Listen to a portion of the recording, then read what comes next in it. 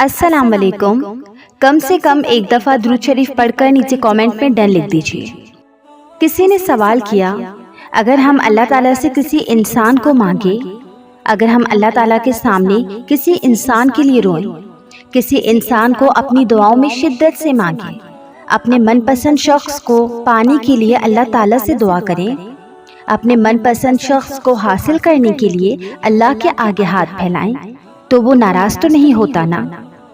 تو سنیں، جی بالکل بھی نہیں، بلکہ وہ تو بہت خوش ہوتا ہے کہ اس کا بندہ اس کے سامنے بیٹھا اس سے فریاد کر رہا ہے، رو رہا ہے، گڑ گڑا رہا ہے، دعائیں مانگ رہا ہے. چاہے مطلب کوئی بھی ہو، آپ کی من پسند چیز ہو یا شخص، آپ اسے اللہ تعالیٰ سے مانگ سکتے ہیں. گر کوئی مطلب نہ ہوتا جہان میں، تو کون جاتا خدا کی پناہ میں. کئی حسرتیں اپنے دل میں چھپائے، ہر کوئی گرا ہے اپنی چاہ میں. پتہ ہے ہم سب فقیر ہیں، ہم سب کے مانگنے کا انداز الگ ہے. کوئی اس کی دنیا کا طالب رہا، کوئی دنیا میں رہنے والی اس کی مخلوق کا، تو کوئی خدا کا ہی طالب بن گیا. ہمارا کام صرف مانگنا ہے اور اس کا کام عطا کرنا ہے.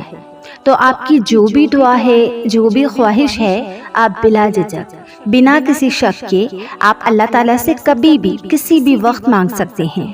چاہے دن ہو، رات ہو، شام ہو، صبح ہو، اٹھتے بیٹھتے، کھاتے پیتے، چلتے پھرتے، ہر وقت آپ اللہ تعالیٰ سے اپنی من پسند چیز، اپنا من پسند شخص مانگ سکتے ہیں. تو اللہ تعالیٰ بالکل ناراض نہیں ہوتا.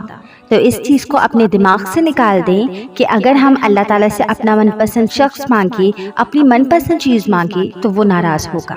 نہیں، ایسا بالکل بھی نہیں ہے. اور جانتے ہو محبت کیا ہے؟ کسی شخص کو یا کسی چیز کو ہر نماز کے بعد اللہ تعالیٰ سے دعا میں مانگنا، چاہے وہ اللہ کی محبت ہی کیوں نہ ہو. کسی نے سوال کیا، محبت کرنا حرام ہے کیا اگر ارادہ نکاح کا ہو تو سنیں، محبت ہے تو فوراً نکاح کریں. 2-3 سال بعد کرنے والے ارادوں سے کچھ نہیں ہوتا، صرف مایوسی اور بے سکونی کے علاوہ. اور اگر نکاح ہی اسٹینڈ ہونے کے بعد کرنا ہوتا ہے تو پھر محبت بھی اسٹینڈ ہو کر کریں، کیونکہ بلا وجہ کا تعلق قائم رکھنے سے نہ آپ خود کو جنت میں لے جا سکتے ہیں اور نہ دوسرے کو. آپ بھلے کتنی بھی پاک محبت کیوں نہ کر لیں، ایک دوسرے کو تہجد کے لیے اٹھا لیں، لیکن اگر نکاح کے بغیر ہے تو یہ بھی حرام ہے. میں نہیں مانتی جو لوگ کہتے ہیں کہ ہمیں ٹائم چاہیے، بٹ نکاح آپ سے ہی کرنا ہے وغیرہ وغیرہ، گھر والوں کو منانا ہے. لیکن اگر حرام رشتہ پیرنٹس کے بغیر پوچھے آپ رکھ سکتے ہیں تو وہ حلال ان کی اجازت سے بھی رکھ سکتے ہیں. تو یہ سب بہانے ہوتے ہیں وقت لینے کے.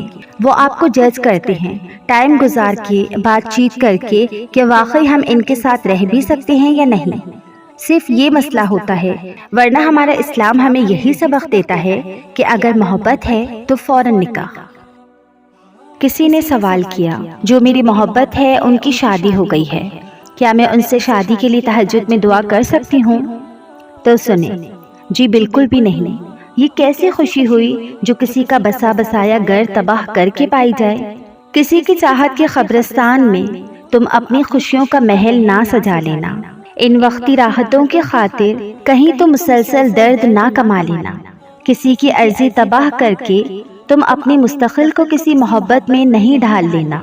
ان دلی رنجشوں کو کہیں تم اپنی راہوں میں نہ بسا لینا. اللہ کے فیصلوں کو مان لینا چاہیے. اپنی مرضیاں کرنے والی سب کچھ مل جانے کے باوجود اکثر سکون کے خسارے میں رہتے ہیں. سو اللہ کا فیصلہ مان کر آپ آگے بڑھ جائیں. اللہ پاک نے آپ کا نصیب آپ کی سوچ سے بھی بہترین لکھا ہے. اس بات کو آپ جتنا جلدی ہو سکے ایکسپٹ کر لیں تو بہتر ہوگا آپ کے لیے. سنو، پریشان ہو، دعائیں کرتی ہو لیکن وہ جلد قبول نہیں ہو رہی، تم جو مانگتی ہو وہ اسی وقت نہیں ملتا، تو یاد رکھو ہر چیز کا ایک پروسیس ہوتا ہے. کچھ بھی چٹکی بجانے سے ایک دم نہیں ہو جاتا. ہر چیز کا ایک وقت مقرر ہوتا ہے اور وہ اسی وقت ملنی ہوتی ہے. کبھی فجر کے وقت اٹھ کر دیکھنا آسمان کی طرف، روشنی ایک دم سے ہی نہیں بکھیر دی جاتی. پہلے اندھیرا ہوتا ہے، پھر آہستہ آہستہ نیلی روشنی پھیلتی ہے. اگر تم مشرق میں دیکھو گی تو وہاں ہلکی ہلکی روشنی ہوگی، اور اگر تم مغرب کی جانب دیکھو گی تو وہاں ابھی اندھیرا ہوگا. اور پھر آہستہ آہستہ وہ اندھیرا چھٹ جاتا ہے۔ سورج بھی اپنے مقرر وقت پر نکلتا ہے اور بڑے نظام کے ساتھ ہر جانب اپنی کرنیں بکھیرتا ہے۔ تم جب یہ منظر دیکھو گی نا تو خود ہی سمجھ جاؤ گی کہ تمہاری زندگی میں جو اندھیرا ہے وہ بھی آہستہ آہستہ چھٹ جائے گا۔ تمہاری زندگی میں بھی روشنی ہوگی جو رات کو صبح میں بدل سکتا ہے۔ تمہیں کیا لگتا ہے کہ وہ تمہاری زندگی پر چھائے اندھیروں کو روشنیوں میں نہیں بدل سکتا؟ بس تمہیں انتظار کرنا ہے۔ وہ عرش پر مستوری رب ہے نا، وہ سب سنبھال لے گا۔ وہ تمہاری آنکھوں سے گرے ہر آنسو سے واقف ہے۔ صبر رکھو، توکل کرو اس پاک رب پر۔ وہ تمہیں کبھی اکیلا نہیں چھوڑے گا، وہ کبھی تمہیں ان اندھیروں میں نہیں رکھے گا، وہ تمہیں خوبصورت روشنی میں لائے گا۔ تم دعائیں کرتی رہو، مایوس نہ ہو۔ وَلَسَوْفَ يُعْطِيكَ رَبُّكَ فَتَرْضَىٰ، اور ان قریب تمہارا رب تمہیں اتنا دے گا کہ تم اس سے راضی ہو جاؤ گے انشاءاللہ۔ بعض دعائیں اتنی شدت سے مانگی جاتی ہیں کہ لگتا ہے کہ پوری نہ ہوئیں تو سانسیں اکھڑ جائیں گی، کیونکہ کچھ دعائیں زندگی سے جڑی ہوتی ہیں۔ غم شدت پکڑ جائیں تو آنکھیں خود بخود آسمان کی جانب اٹھنے لگتی ہیں۔ تم یہاں ہو کیونکہ اللہ تمہیں یہاں لانا چاہتا ہے۔ جو کھویا ہے تم نے وہ اللہ کی مصلحت کا حصہ تھا۔ تم اللہ سے اسے دوبارہ مانگ رہی ہو کیونکہ اللہ نے تمہیں دعا کا راستہ دکھایا ہے اور تمہارا دل دعا کی جانب موڑ دیا ہے۔ یہ سب اللہ کی مرضی ہے، یہ سب اللہ کی مرضی سے ہوا ہے، تو پریشان کیوں ہو؟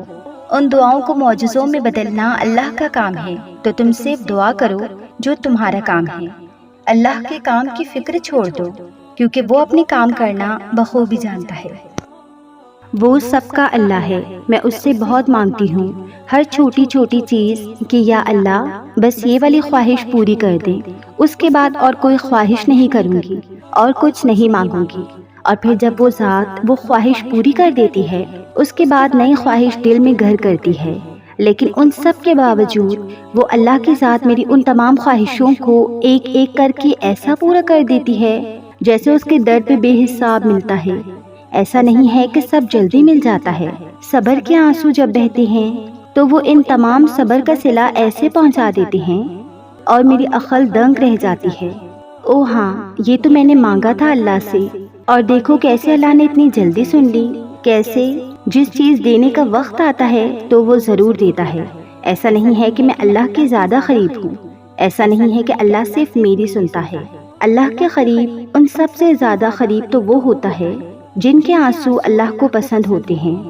اللہ تو سب کو پیار کرتے ہیں اور اس کی رحمت سب کے لیے ہے، اس کا کن سب کے لیے ہے، اس کے ساتھ سب کا رشتہ الگ سا ہے، کہیں امیدوں کا رشتہ ہے تو کہیں دعاؤں کا، کہیں آنسوؤں کا، لیکن ان سب کے بدلے اس کا کن سب کے لیے ایک سا ہے، تو تم مایوس نہ ہونا، وہ سب کا اللہ ہے۔ ہدایت کا مل جانا کافی نہیں ہوتا، ہدایت کے ساتھ انسان کو صبر کی بھی بے حد ضرورت ہوتی ہے۔ اپنی من پسند چیزوں سے بچنے کے لیے وہ چیزیں جو ہمیں دنیا میں گم کر دیتی ہیں۔ ہدایت نماز پڑھاتی ہے، زبان پہ رب کا کلام جاری کرتی ہے، لیکن کڑوی باتیں سہنا صرف صبر ہی سکھاتا ہے۔ اخلاص جب دل میں آئے تو عبادت میں بھی مزہ آتا ہے اور محبت میں بھی۔ عبادت اور محبت ایک ہی ہے، جس کی عبادت کی جائے اس سے محبت ہونے لگتی ہے، اور جس سے محبت ہو جائے اس کی عبادت ہم خود پر فرض کر لیتے ہیں۔ ایک فرق ہے صرف، محبت ہر کسی سے کر سکتے ہیں، لیکن عبادت صرف ایک ذات کی جچتی ہے، اور وہ ذات واحد رب کی ہے۔ دعائیں تو سب کی قبول ہوتی ہیں، پر خاص دعاؤں کی قبولیت کا راز تو اللہ نے سجدے میں چھپا رکھا ہے، اور سجدے تک ہر ایک کو رسائی حاصل نہیں ہو جاتی۔ اس مقام تک تو صرف وہی لوگ آتے ہیں جن کی دعاؤں کو اللہ نے نئے سرے سے ان کی پسندیدہ انداز میں قبول کرنا ہوتا ہے۔ اللہ کے عطا کے خزانے تو بے شمار ہیں، اور وہ تو بن مانگے بھی نواز دیتا ہے، پر سجدے کی لذت سے کسی کسی کو آشنا کرتا ہے وہ۔ اور جب کوئی سجدے میں گر کر اپنا آپ اللہ کو سونپ دیتا ہے تو پھر اللہ اس کے لیے کافی ہو جاتا ہے، اور ایک دن ان ساری دعاؤں کے جواب تمہیں مل جائیں گے جو تم اللہ سے رات کی اندھیری میں مانگا کرتی ہو، کیونکہ ہر چیز کا ایک وقت مقرر ہے جو اللہ نے ہماری بہتری کے لیے ہی رکھا ہے۔ دعاؤں کی دیری سے اس وقت کبھی کبھار ہم دعا مانگنا چھوڑ دیتے ہیں کیونکہ وہ دینے میں دیری کرتا ہے، اور آپ اتنے بھی چین ہو جاتے ہیں کہ اللہ کے اوقات کے بارے میں سب کچھ بھول جاتے ہیں۔ یہ بھی بھول جاتے ہیں کہ جس نے یہ برا وقت مقرر کیا ہے وہ اچھا وقت بھی تو لا سکتا ہے۔ ہمارے لیے بھی تو کچھ اچھا نہیں ہے، لیکن کچھ دنوں یا سالوں کے بعد ہمارے لیے سب بہتر ہو جائے گا۔ اللہ نے برا اور اچھا وقت ہمارے لیے کہیں نہ کہیں بہتر لکھا ہے، اور اللہ بہتر جانتا ہے، کیونکہ وہ ہم سے 70 ماؤں سے بھی زیادہ پیار کرتا ہے۔ تو وہ اپنی پیاری مخلوق جس نے خود ہمیں بنایا ہے اسے تکلیف میں کیسے دیکھ سکتا ہے؟ بس اس پر بھروسہ کرو اور صبر کرتے رہو۔ اللہ کبھی بھی اپنے در سے کسی کو بھی مایوس نہیں جانے دیتا، اور ہو سکتا ہے بس وہ وقت قریب ہی ہو اور وہ ناممکن بدل دینے والی چیزوں کو ممکن میں بدلنے والا ہو۔ اس کے لیے بس ایک کن کی بات ہے، کیونکہ جب اللہ اپنے بندے کی مدد کرنے پہ آتا ہے تو بے شمار اور بے لوث عطا کرتا ہے۔ جو اللہ تمہارے لیے چاہتا ہے، کیا تم اس سے بہتر اپنے لیے چاہ سکتے ہو؟ کیا تم وہ جانتے ہو جو اللہ جانتا ہے؟ پھر کیوں مشکل لگتا ہے اس کے فیصلوں کو تسلیم کرنا؟ کیوں نہیں کرتے یقین کہ وہ بہتر لے کر بہترین دے گا؟ ایک وقت لازمی آئے گا جب تم سمجھ جاؤ گے کہ یہ آزمائشیں کیوں تھیں۔